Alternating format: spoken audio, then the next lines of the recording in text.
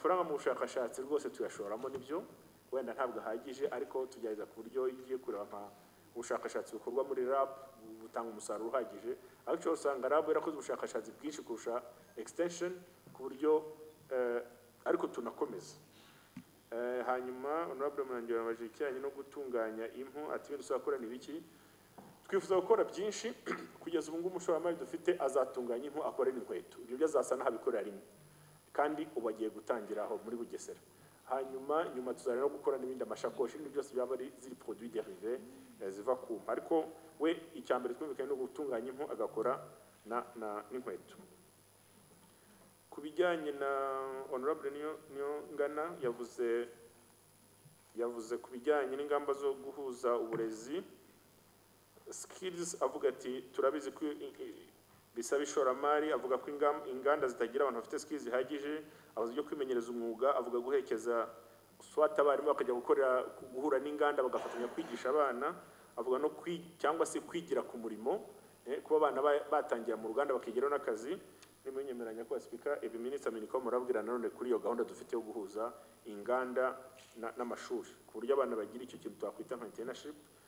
twabyise industrial attachment so ni gahunda ihari minister Minicom yaza kwivuga mu magambo arambuye hanyuma honorable Kanyandekwe yavuze ku musaruro wariyongereye ariko post harvest ikabikiri hasi nibyo ndemeranya nawe hari ukuntu nabivuze neza ko iyo urebye on average muri Afrika dutakaza umusaruro wa 40% ariko twe mu Rwanda twe 5% maximum no kuvuga ko turashyira imbaraga nyinshi muri post harvest management umuturage wejeje ibintu abyanika ate abihunika ate abitransportinga ate mu by'ukuri ndemeranya na 100% ko ari imbaraga tugomba kongera quality ya raw materials avuga atanga urugero nk'ibingibi by'impu ku ruhu ruturuka uburyo inka yabazwe uburyo rwabitswe nabyo ndemeranya nawe nibyo rwose hanyuma mu majyepfo bifuza uruganda rutunganyishwagara we take note reka tujye kubirebaho kuko buryo uruganda mu gihugu turuganda ntabwo tungaro dependa naho abantu barukeneye ngira ngo ni na mistake yigeze kwa muri twitaga uruganda iwacu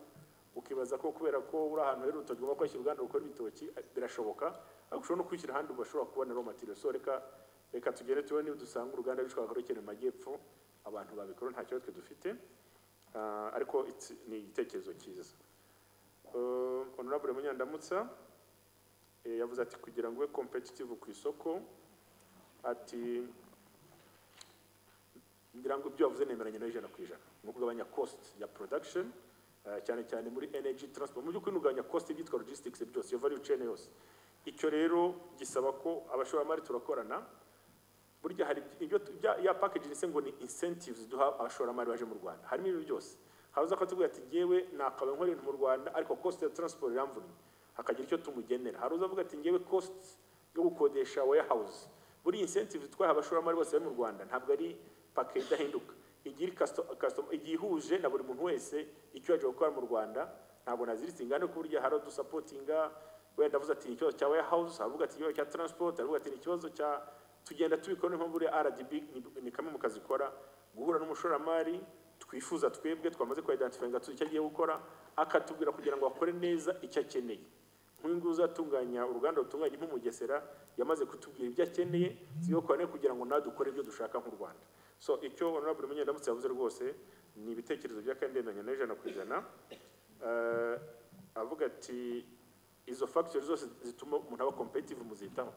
tuzitaho nubwo hari igihe bigorana ariko tuzitaho rwose bura nicyo nakazera dibikora